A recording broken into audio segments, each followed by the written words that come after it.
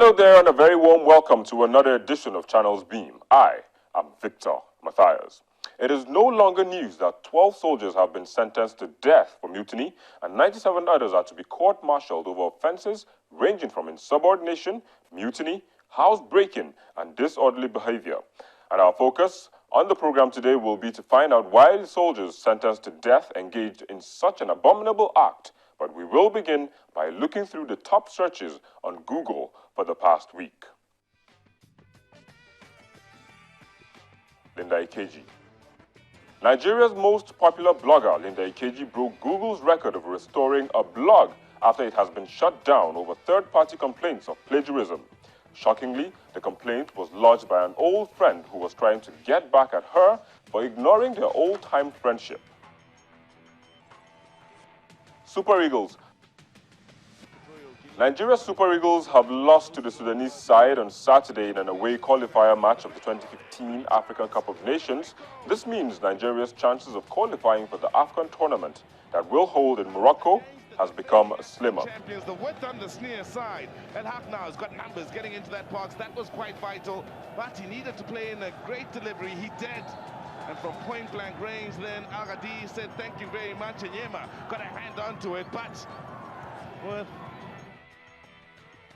Well, those were the trends, but let's move to our online contributors.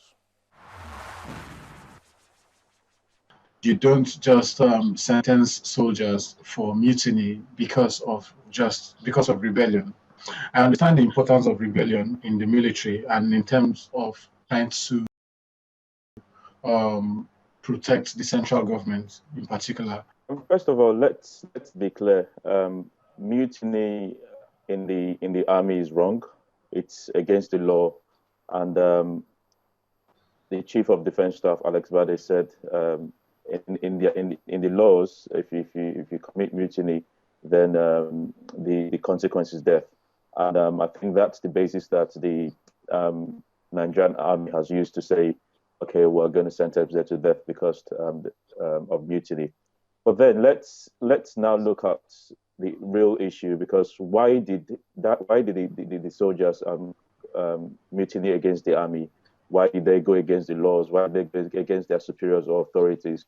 And in Nigeria, we are sort of like used to we ignore the underlying issues, we ignore the root causes, and then we focus on fire brigade approach.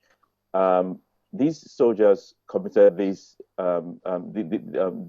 mutiny because of a reason, and then it comes back to what the guy earlier on said, that why did they do this? Because obviously there's corruption. The National Assembly has said that they spent over 1 trillion naira since Boko Haram started on the military, and then it comes to say, where did all this money go to?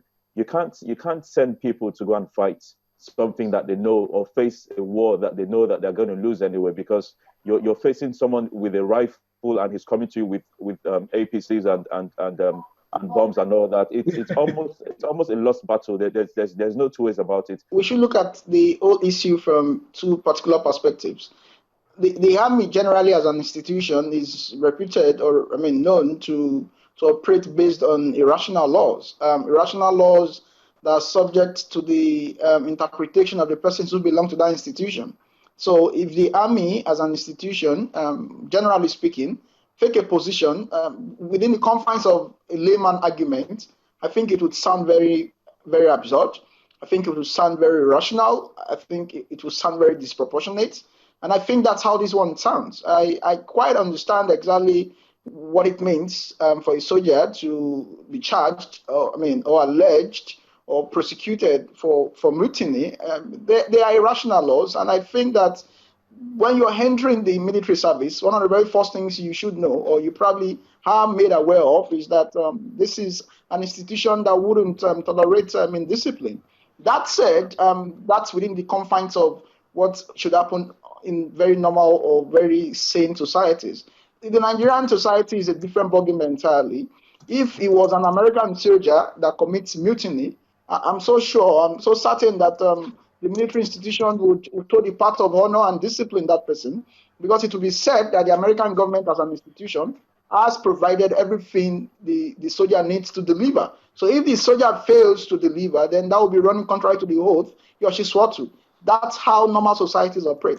Or if a soldier is being charged of mutiny in Nigeria, then you must understand the underlying factor,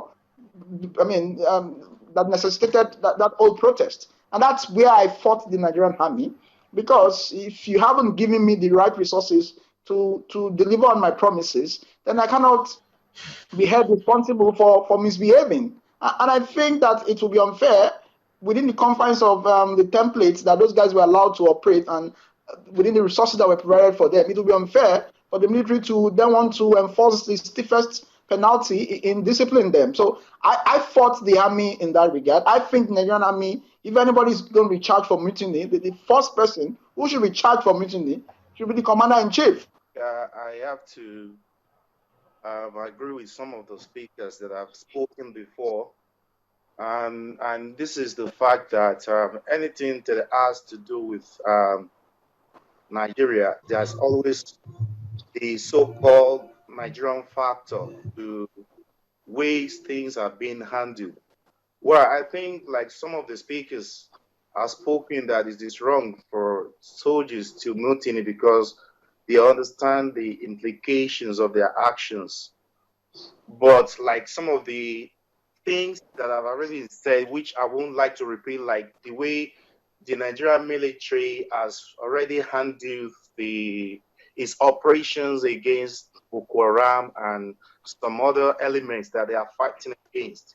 So we can see that there are a lot of factors that are playing in the military, and that even the Nigerian society, the people don't really have that trust, because there are being a lot of allegation of corruption, allegation ethnic,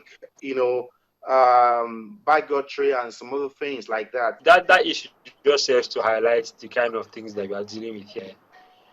The truth is, while there have been some gains made against the terrorists in other areas, some of the stories that you hear make it feel like we are simply unprepared for them, and it really just highlights the problems that we are facing in trying to police our borders. So if a colonel and his people can simply take off at the sight of invaders, then you have to. Then it puts what happened with the soldiers who have been found guilty of mutiny. It puts it into a lot of context. It tells you the kind of thing that we are dealing with here. So I don't know. In some parts there is good news. In other parts, not so good news. Not so good news at all. I just want to go a little bit onto the topic about the guys who are facing mutiny charges. I think this is the first time where a lot of Nigerians are, for once, crying for the disregard, end quote, of the law in this situation. Because we cannot say you throw the baby away with the bad water or something like this, how they say it. Yes, they did, but they did something which is against the law, against the army law. And there are rules and ways how to deal with it. But looking at it, this is a time when the leadership of the country is supposed to say, okay, yes, these guys shouldn't really die. We saw a video recently about some young army or Air Force officer who was beheaded, was captured and beheaded. And these are the things that really demoralizes people or demoralizes their colleagues who are out there fighting, because they see these things, they hear these things. And the question is that what is next for us? So should I find myself in this situation? What is going to happen? And we've never heard the authority come out and offer words of encouragement, either to the family members or to foes of these people who have been murdered this way. They keep denying that, the video is not, the guy who was killed in the video is an impostor. I saw that comment somewhere. That is not one of us. But these things, and the people who are colleagues to these guys, they are reading this information. We think that they are just busy, just fighting. Some of them actually have access to the information and they see these things. So I think that we are really, really getting this war, the fight this war. We're getting it wrong. I happen to study in Air Force Secondary School in Nigeria, and I'm quite familiar with the military code of conduct. And yes, mutiny in Nigeria is punishable by death. However, the law was made for man and not man for the law. So you have to interpret whatever sentence you pass in context with the situation.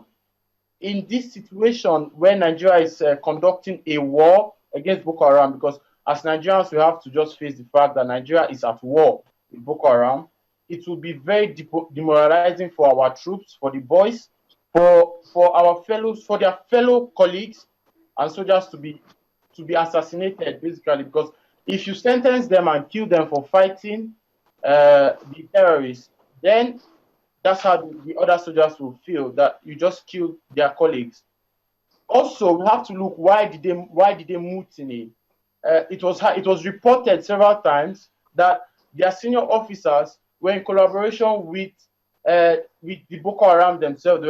That information was being provided about the movement of the troops so that they were easily ambushed by Boko Haram, and they were also not being provided with arms. So these boys felt that they had to do something, although they were misguided, and it is definitely not acceptable, it is not right that they mutinied, but they had their grievances.